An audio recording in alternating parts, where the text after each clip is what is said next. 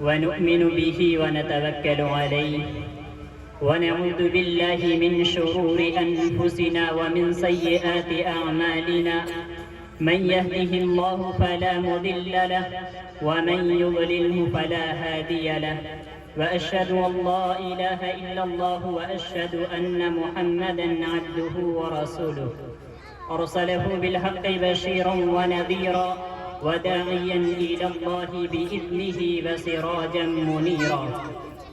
أما بعد، قال الله تبارك وتعالى في القرآن المجيد: أعوذ بالله السميع العليم من الشيطان الرجيم. بسم الله الرحمن الرحيم. هو الذي بعث في الأميين رسولا منهم يتلو عليهم آياته ويزكيهم ويعلمهم الكتاب والحكمة وإن كانوا من قبل لفي ضلال مبين. اسٹیج پر جلوہ افروز صدر محترم، علماء کرام، ملت کے غیور نوجوانوں، خواتین اسلام، پیاری ماؤں اور بہنوں،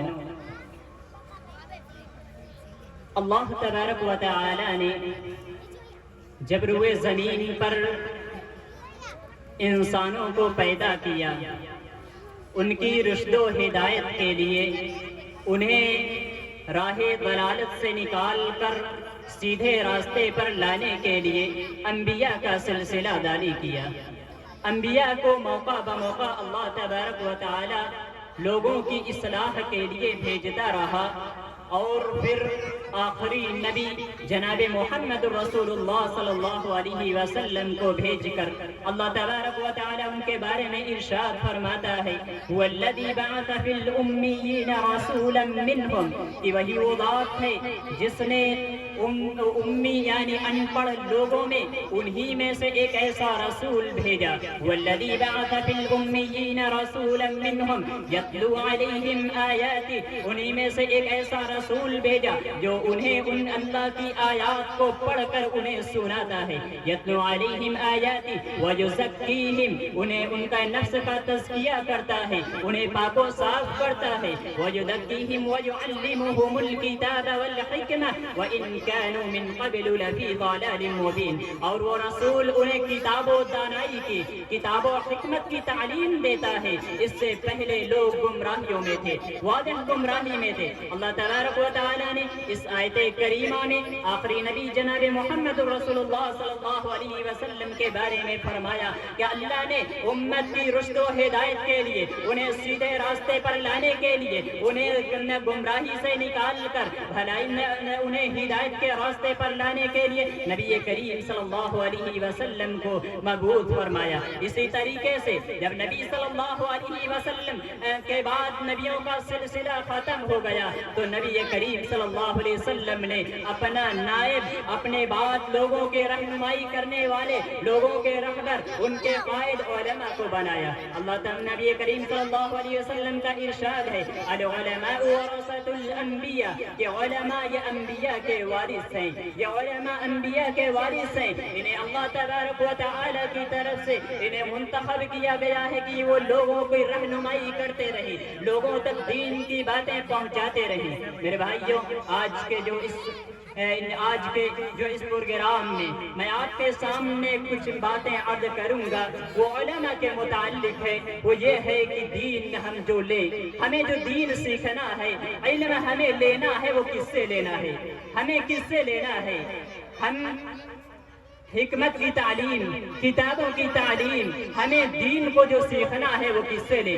آج آپ دیکھیں، آپ سوشل میڈیا پر دیکھیں، آپ اس طریقے سے اپنے معاشرے میں دیکھیں تو ہر شخص اپنے آپ کو فتویٰ دینے مفتی سمجھا ہوا ہے. کوئی بھی شخص ہو، کوئی بھی ہو، دین کو لوگوں نے اتنا آسان سمجھ لیا، دین کو لوگوں نے اتنا آسان بنا لیا کہ ہر شخص دین کے معاملے میں فتویٰ دے رہا ہے. دین کو اللہ تعالیٰ نے آسان بنایا، لیکن اتنا آسان نہیں ہے کہ ہر شخص ایک سبزی فروش بھی، ایک چھوٹے سے چھوٹے انسان بھی، معمولی انسان بھی دین کے متعلق وہ لوگوں کو فتوے دیتے رہے، اور وہ فتوہ دیتے رہے، وہ علماء پر طنز کرتے رہے، علماء پر انگلیاں اٹھاتے رہے۔ نبی کریم صلی اللہ علیہ وسلم نے لوگوں کے رہبر کو، لوگوں کے ہدایت کے لیے، ان کے پاس علم کو پہنچانے کے لیے، ان کے ہدایت کے راستے کو بتانے کے لیے علماء کو منتخب کیا ہے، اپنا نائب بنایا ہے کہ وہ لوگوں کو کتاب و حکمت کی تعلیم دیں، وہ لوگوں کے سامنے وہ اللہ تبارک و تعالی کی نازل کردہ حدود کی، اس کے احکامات کی، اس کے جو اللہ تعالی نے جو نازل کیا ہے، جو احکامات نازل کیا اسے لوگوں تک پہنچائیں۔ اس کے لیے اللہ تعالی نبی کریم صلی اللہ علیہ وسلم نے علماء کو منتخب کیا ہے، علماء کو منتخب کیا ہے، وہ انہیں اپنا نائب بنایا ہے۔ ہمیں آج لوگوں میں یہ باتیں عام ہیں، لوگ کہتے ہیں کہ آپ باتیں ہر ایک کی سنیں، ہر ایک سے باتوں کو، ہر ایک کی باتوں کو سنیں، لیکن عمل وہ کر اس بات پر کریں جو صحیح ہو۔ میں پوچھتا ہوں آپ کے پاس کوئی پیمانہ ہے؟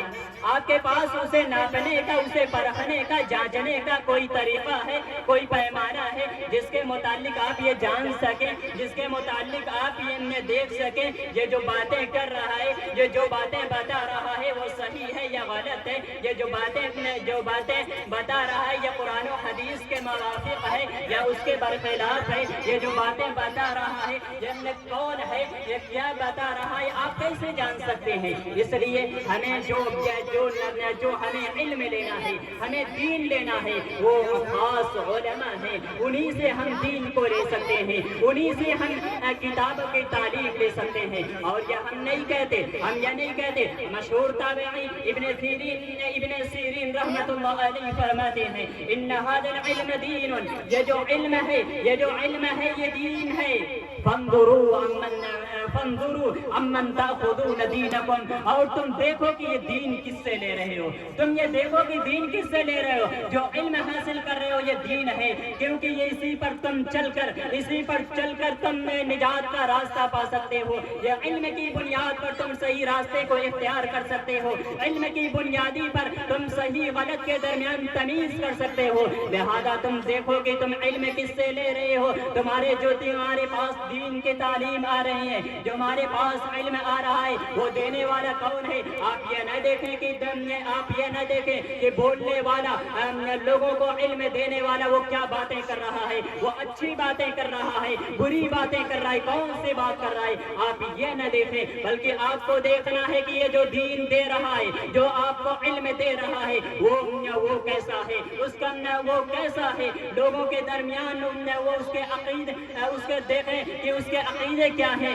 وہ قوم کس عقیدے پر ہے۔ اگر اس کا عقیدہ درست نہیں، آپ ان سے حدیث کو بھی نہیں لے سکتے، آپ ان سے قرآن کی تعلیم کو بھی نہیں لے سکتے۔ مشہور تابعی ابن سیرین رحمت اللہ علیہ کے پاس دو بدعتی شخص آتے ہیں اور کہتے ہیں میں آپ سے چند باتیں کرنا چاہتا ہوں۔ ابن سیرین رحمت اللہ علیہ کہتے ہیں نہیں، میں آپ سے کوئی باتیں نہیں کرنا چاہتا، میں آپ سے کوئی باتیں نہیں کر سکتا۔ وہ کہتے ہیں میں آپ سے کچھ حدیثیں بیان کرنا چاہتا ہوں، نبی صلی اللہ علیہ وسلم کی بات، نبی صلی اللہ علیہ وسلم کی حدیث، دین کی تعلیمات آپ سے ہم ڈسکس کرنا چاہتے ہیں، آپ سے بیان کرنا چاہتے ہیں۔ ابن سیرین رحمت اللہ علیہ فرماتے ہیں فخرج، نکل جاؤ یہاں سے، چلے جاؤ، میں آپ سے کوئی بھی باتیں نہیں کرنا چاہتا۔ پھر کہتے ہیں میں آپ پر القرآن کی آیت پڑھنا چاہتا ہوں۔ وہ دونوں کہتے ہیں میں آپ پر قرآن کی آیت پڑھنا چاہتا ہوں۔ انہوں نے کہا نہیں، میں آپ سے باتیں سننے کے لیے میں تیار نہیں ہوں، میں نہیں سن سکتا۔ بعض لوگوں نے کہا کہ اے ابن سیرین رحمت اللہ علیہ، اے ابن سیرین یہ اچھی باتیں کہہ رہا ہے، یہ نبی صلی اللہ علیہ وسلم کی حدیث بیان کرنے کے لیے کہہ رہا ہے، اللہ کی آیتوں کو آپ سے بیان کرنے کے لیے کہہ رہا ہے، آپ ان کی باتیں کیوں نہیں سنتے؟ انہوں نے کہا میں ڈرتا ہوں، میں ڈرتا ہوں کہ کوئی اس کی زبان سے ایسی بات نکلے اور وہ میرے دل میں بھر کر جائے، میرے دل میں شبہات پیدا کر جائے۔ اور یاد رکھنا، جب دل میں شبہات پیدا ہو جائے، دل میں کوئی چیز نقص کر جائے، وہ دل سے نکلتا نہیں ہے، وہ بات دل سے نکلتی نہیں ہے، اور یہی لوگوں کے گمراہی کا سبب بن جاتا ہے۔ یہی سے لوگوں کی گمراہی کا سلسلہ شروع ہو جاتا ہے۔ اسی طریقے سے سعد بن ابراہیم رحمۃ اللہ علیہ فرماتے ہیں، لا تحدث عن رسول اللہ صلی اللہ علیہ وسلم الا عن الثقات۔ تم نبی صلی اللہ علیہ وسلم کی حدیث اگر حدیث لینا چاہتے ہو، حدیث بیان کرنا چاہتے ہو، تو ثقہ لوگوں سے بیان کرو، ثقہ لوگوں سے لو۔ ثقہ کون ہیں؟ جن کے عقیدے درست ہیں، جو صحیح منہج پر ہیں، درست عقیدے پر ہیں، آپ انہی سے حدیثوں کو بیان کر سکتے ہیں، انہی سے حدیثوں کو لے سکتے ہیں۔ آج بعض لوگ چند کتابوں کا مطالعہ کر کے علماء پر وہ طنز کرتے ہیں، علماء کو گمراہ قرار دیتے ہیں، کہتے ہیں علماء گمراہ ہیں، یہ ایسی باتیں کر رہے ہیں، یہ فرقہ پرستی کی دعوت دے رہے ہیں۔ آج لوگ کہتے ہیں ہم فرقہ پرستی سے نکال کر فرقوں کی دکانیں بند کر رہے ہیں۔ یہ وہ لوگ ہیں جنہوں نے کہیں سے علم حاصل نہیں کیا، جنہوں نے کہیں سے دین کی تعلیم کو نہیں لیا، اور علماء پر طنز کرتے ہیں۔ اور جو علماء پر طنز کرتے ہیں، وہ طنز کہاں تک درست ہے؟ آپ دیکھیے، شیخ الاسلام ابن تیمیہ رحمۃ اللہ علیہ فرماتے ہیں، علماء کے متعلق فرماتے ہیں، اجمع المسلمون علی ہدایتہم و درایتہم، کہ مسلمانوں کا اس بات پر اجماع ہے کہ جو ہدایت کا راستہ ہے، جو ہدایت کا راستہ ہے، انہی علماء کے پاس ہے، انہی علماء کے پاس ہے۔ اگر علماء سے ہٹ کر آپ ہدایت کو اختیار کریں گے، ہدایت کو تلاش کریں گے، ہدایت کے راستہ کو پانے کی کوشش کریں گے، آپ نہیں پا سکتے۔